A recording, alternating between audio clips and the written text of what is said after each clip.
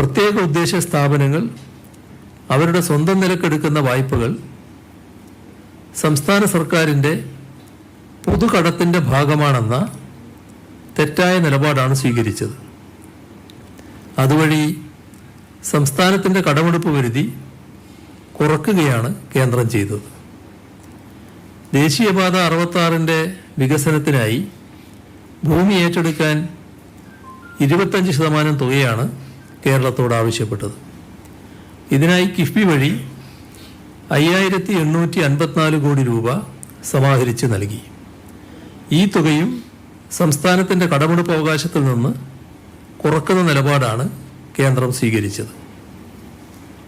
സംസ്ഥാനത്തിൻ്റെ റവന്യൂ വരുമാനത്തിൻ്റെ പ്രധാന സ്രോതസ്സാണ് കേന്ദ്രത്തിൽ നിന്നുള്ള നികുതി വിഹിതവും കേന്ദ്രാവിഷ്കൃത പദ്ധതികളിലൂടെയുള്ള വിഭവ കൈമാറ്റവും.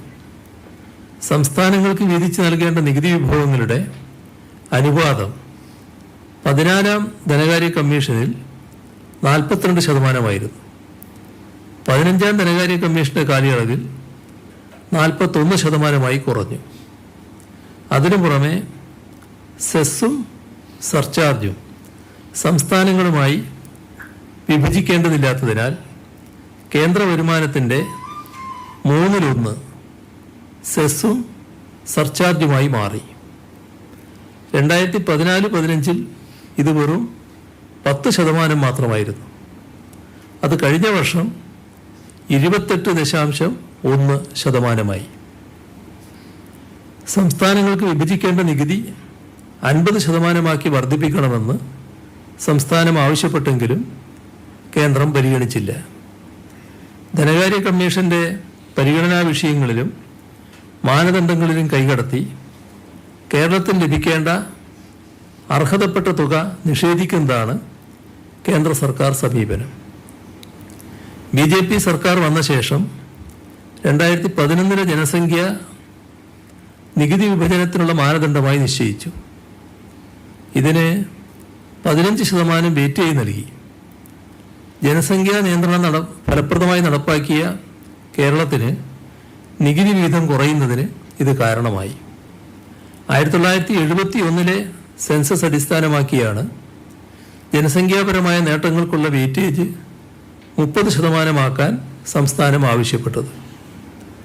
GST മൂലമുള്ള നികുതി അവകാശ നഷ്ടം പരിഹരിക്കുന്നതിൻ്റെ ഭാഗമായി GSTയിൽ 14% വാർഷിക നികുതി വളർച്ചാ നിരക്ക് ഉറപ്പാക്കുമെന്ന് കേന്ദ്ര സർക്കാർ വാഗ്ദാനം ചെയ്തിരുന്നു. എന്നാൽ GST സമ്പ്രദായം നടപ്പാക്കിയതിലെ പോരായ്മകളും പ്രകൃതി ദുരന്തങ്ങളും കോവിഡും മൂലം ഈ വളർച്ചാ നിരക്ക് ഇതുവരെ ഉണ്ടായിട്ടില്ല. പരിഹാരമായി നിർദ്ദേശിച്ച GST നഷ്ടപരിഹാരം 5 വർഷം കഴിഞ്ഞപ്പോൾ അവസാനിപ്പിക്കുകയും ചെയ്തു. കേന്ദ്രവിഹിതം നാമമാത്രമാണ്. എങ്കിലും കേന്ദ്ര സർക്കാർ ബ്രാൻഡിങ് നിർബന്ധം എന്നാണ് അവസ്ഥ.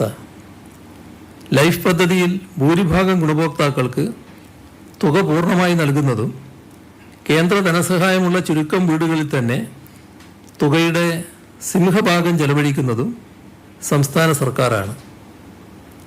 എന്നാൽ ലൈഫ് പദ്ധതിക്ക് കീഴിൽ വീടുകൾ നിർമ്മിക്കുന്നതിന് കേരളത്തിന് കേന്ദ്ര PMAY പദ്ധതിക്ക് കീഴിൽ ലഭിക്കുന്ന നാമമാത്ര തുക ചൂണ്ടിക്കാട്ടി കേന്ദ്ര സർക്കാർ ബ്രാൻഡിംഗ് നിർബന്ധമാക്കാൻ സമ്മർദ്ദം ചെലുത്തുകയാണ്.